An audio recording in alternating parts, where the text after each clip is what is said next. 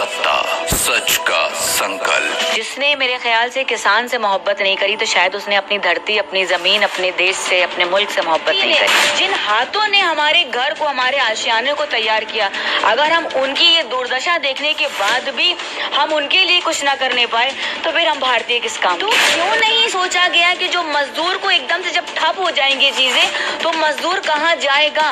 उनके रहने खाने का इंतजाम क्यों नहीं करा गया? उनको इस तरीके से सड़कों पे क्यों छोड़ दिया गया मरने के लिए? नमस्कार, आप देख रहे हैं किसान सत्ता और मैं हूँ प्रिया वाजपेयी। आज हमारे साथ मौजूद हैं लखनऊ की जानी मानी समाज सेविका, जिनकी बात हो रही है वो है सईद जरीन जी। सरकार के ऊपर हमेशा से यह आरोप लग रहा है कि सरकार काम कर रही है, as a citizen of India हमें उनका साथ देना चाहिए, लेकिन विपक्ष यही आरोप लगा रहा है कि सरकार कहीं ना कहीं नाकाम हुई है प्रवासी मजदूरों को लाने में। इस बात से आप कितनी वो रखती हैं, कितनी वाकिफ हैं और कितनी सच्चाई लगती है आपको इस बात में? क्या सरकार कहीं ना कहीं पीछे रहेगी, चाहे वो कोई भी सरकार हो, चाहे आप केंद्र सरकार की बात करिए, चाहे हम उत्तर प्रदेश की योगी सरकार की बात करें? क्या आपको वाकई में लगता है ये सच्चाई है कि सरकार कहीं ना कहीं पीछे रह गई है? बिल्कुल। देखिए, अगर सरकार ने थोड़ा सा, मैं कहूँगी कि थोड़ा सा अगर उन्होंने एक मैनेजमेंट को दुरुस्त अपने रखा होता और जिस तरीके से अचानक लॉकडाउन हुआ तो उनको कुछ ऐसी गाइडलाइन करनी चाहिए थी हर शहर, हर प्रदेश के अंदर, कि जब आप इतना लंबा लॉकडाउन, आपको पता था, अंडरस्टूड था भाई, देश में जो विशेषज्ञ होते हैं, हर देश के विशेषज्ञ होते हैं जो आपको बताते हैं कि दुनिया में क्या चल रहा है। तो ये तो नहीं है कि हिंदुस्तान जो है, हमारा देश इस समस्या से, इस संकट से अवेयर नहीं था। ऑलरेडी पता था कि ये लॉकडाउन होगा और इतना लंबा चलेगा। तो क्यों नहीं सोचा गया कि जो मजदूर को एकदम से जब ठप हो जाएंगी चीजें तो मजदूर कहाँ जाएगा? उनके रहने खाने का इंतजाम क्यों नहीं करा गया? उनको इस तरीके से सड़कों पे क्यों छोड़ दिया गया मरने के लिए? कितनी ऐसी जो है झूठी खबरें आई कि कहीं कहीं मजदूर इकट्ठा हो गए कि भाई यहाँ से ट्रेन चल रही है, यहाँ से ट्रेन चल रही है, और मजदूर इकट्ठा होते चले गए। फिर उनको कोरोना बम की उनको संज्ञान दिया गया।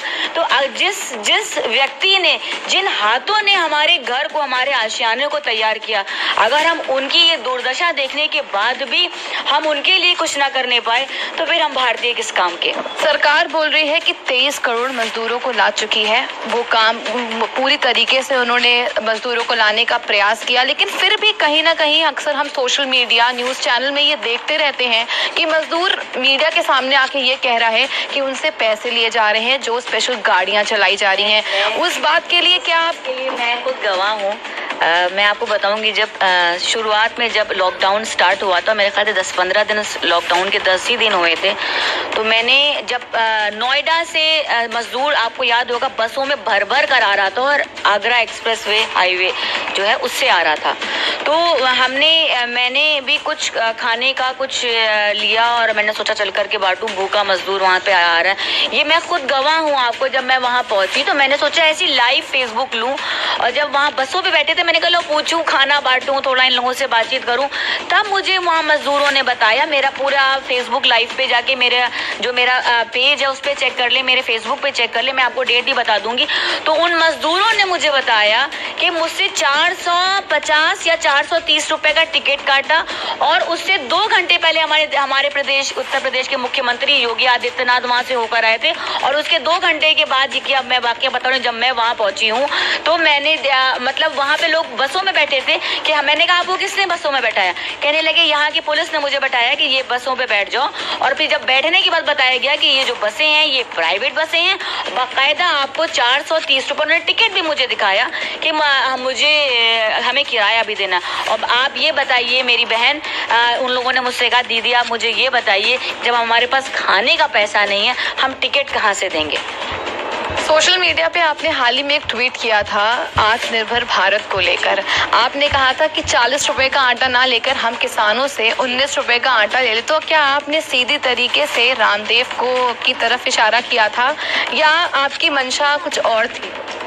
देखिए, मेरा इशारा किसी तरफ नहीं था, मेरा इशारा सिर्फ अपने देश की जनता को जागरूक करने का था। जो एक तबका, देखिए, जिस देश में जब अमीर अमीर होता जाए और गरीब गरीब होकर मरने लगे सड़कों पर, तब हमारा देश समझिए बिल्कुल खाई में जा रहा है। अगर अभी भी हमारे देश की जनता जो है वो जागरूक नहीं हुई और वो ब्रांड्स के पीछे भागेगी कि इस ब्रांड का हम बाबा रामदेव का हम खा लेंगे तो हमको फायदा पहुंचेगा, नहीं। आप नेक नियति के साथ आप किसी गरीब के भी, एक किसान का अगर आप 19 रुपए किलो का अगर आप गेहूं खा लेंगे, आप यकीन मानिए कि आपको वो ज्यादा ताकत और ज्यादा सेहत और तंदुरुस्ती देकर करके जाएगा। प्रधानमंत्री ने जब अभी जनता को संबोधित किया था, उन्होंने कहा था लोकल प्रोडक्ट का इस्तेमाल करिए, तो मतलब क्या प्रधानमंत्री लोकल पे इतना फोकस कर रहे हैं, लोकल लोकल कह रहे हैं, तो क्या लगता है कि दुनिया, भारत कुछ बदलेगा, इकोनॉमी में कुछ बदलाव होगा ये लोकल कहने से? क्या भारत की जनता आवाम समझेगी? देखिए, प्रधानमंत्री ने बहुत सही बात कही, लेकिन मुझे बड़ा आश्चर्य होता है कि जब प्रधानमंत्री कहते हैं थाली बजाओ और मोमबत्ती जलाओ, दिया जलाओ, तब पूरा देश दिवाली मना लेता है और बरसात में पटाखे भी दगा देता है। ऐसी संकट वाली स्थिति में कि पूरा देश एक वैश्विक बीमारी से लड़ रहा है। और जब प्रधानमंत्री ये बात कहते हैं कि आप देसी बनिए, आप ब्रांड्स को छोड़ करके आप जो हमारे देश का जो उत्पाद हो रहा है आप उसको बढ़ाइए, आप उसकी चीजों को लीजिए, आप शर्म ना कीजिए। और हमारे प्रधानमंत्री ने यहाँ तक कहा कि अपने आसपास लोगों की मदद कीजिए। कितने लोगों ने करी? अगर ये सच में करी होती, जिस तरीके से थाली बजाई गई, जिस तरीके से दिए जलाए गए, अगर इस तरीके से हम अपने प्रधानमंत्री की बात को सीरियसली लेते और उनके एक एक शब्द का मान रखते, तो आप यकीन मानिए कि जितना आदमी भूख से मरा है, जितने आदमी, कितनी ऐसी गरीब मैंने देखा कि लोगों ने, परिवारों ने, 5-5 लोगों ने आत्महत्या कर ली सिर्फ भूख की वजह से। भूख एक बहुत बड़ा अल्फाज है और ये जो सुखी परिवार है उनको भी समझ में आ गया होगा इस लॉकडाउन में, ये ऊपर वाले की तरफ से लॉकडाउन हुआ था। अगर हम भूख को अभी भी नहीं